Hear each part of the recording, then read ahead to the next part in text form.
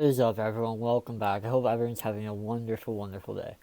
So today I'm going to be making a little bit of a different video, and it's going to be kicking off kind of a weekly series that I plan on doing once or twice a week, depending on how you guys like this video.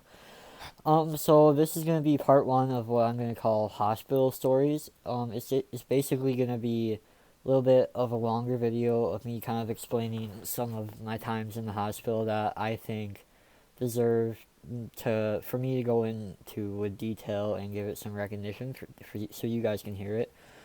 Um, so I'm gonna be doing this once a week, unless you guys want it more, which I can do. And yeah, like I said, basically I'm gonna be talking about some times I had. Maybe it could be my first time in the hospital. It could be my subsequent surgeries after that, which is what I'm gonna be doing today. But let me guys know how you like it and if you want me to do it more. Um, So today I'm going to be talking about a surgery I had about not quite a year after my first suicide attempt. Um, it's probably my most major surgery that I've had yet out of about a dozen that I've had, and it came January 2018. I think it was actually January 30th. I think so. It was really late January 2018, almost February. Um, and basically, before then, I had these pins all around my face that would kind of hold my jaw together, because it couldn't support itself on its own, and if those pins were not there to hold it together, it would have collapsed. And basically, what this surgery did is called a fibula freestep surgery. You guys can Google it and do some research into it. It took the fibula from my right leg, the whole thing. They removed it, and then they basically crafted it with a steel plate to make an artificial jaw here. So I actually have that as my jaw right now. And then another thing they did was they took blood vessels from my neck right here. You can see the scar from that, to put there. And then they took a skin graft from my thigh as well to put on my chin. Um, and there's a few reasons why the surgery was pretty major. Obviously, that sounds pretty crazy. I mean, literally taking a bone from my leg and putting it in my jaw. And it was crazy.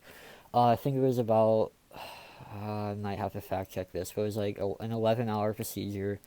So it was a very long surgery, very complicated.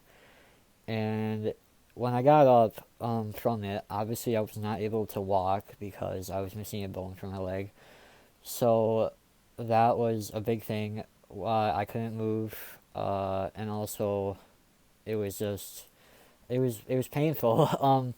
And the thing was during that surgery was, they gave me some pretty strong pain meds, and I didn't like them because they would make me nauseous and they would make me throw up, and I hated feeling like that all the time with them. So actually, after the surgery, I refused to take any kind of strong pain meds. I only took Tylenol, I think, and I really just didn't want anything else. And there were a few things about the surgery that made it really difficult for me, because during the previous year, that not quite a year that I recovered, I taught myself how to talk and that kind of stuff again. And after the surgery, I actually had a new kind of trach that I didn't know how to talk with. So for the week after that surgery that I was in the hospital, I couldn't communicate with anyone again for another week. I couldn't talk verbally, so I had to write things down.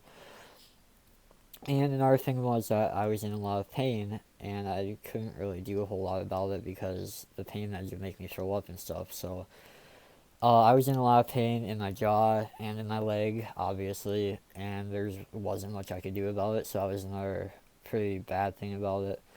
And then right after the surgery, for I don't know how long it was, maybe 2 days, I was stuck in a lower level of the hospital where it was a very small room. Like, think of an office cubicle, maybe a little bigger than that.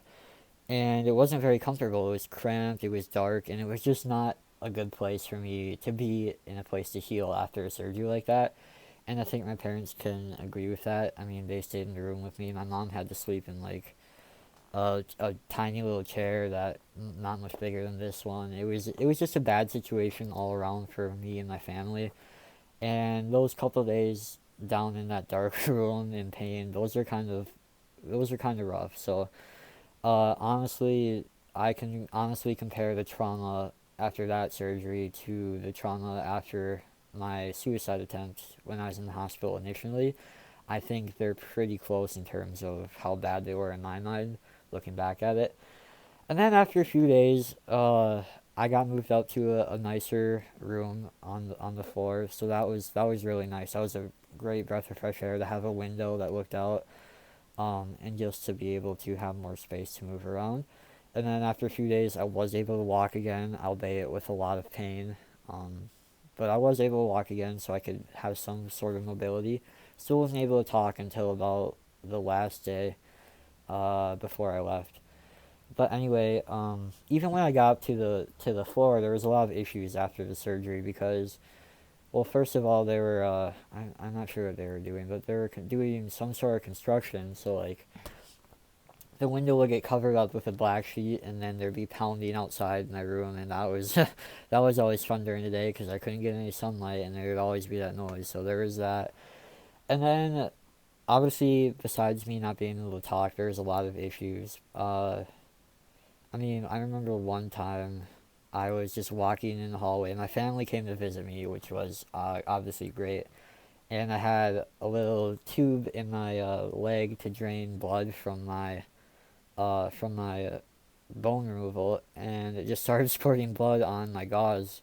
And I kind of freaked out because I'm not good with that kind of stuff. So those are just little details I remember that kind of make it a bad experience. And then another thing was they didn't have the right kind of trach that I needed for me to be able to talk again, and it took them a couple days for me to even be able to talk again and for them to get the trach that I needed to do that. So that was rough on me, and basically overall it was just not not a good experience for me, and I feel like it was one of the things that definitely sticks out more in my mind from my journey and from my experiences so far. So that's basically it for that story. If you guys want more of that kind of thing, maybe like my best days from in the hospital, my worst days from in the hospital, any kind of stories like that, I'm taking requests, whatever you guys want.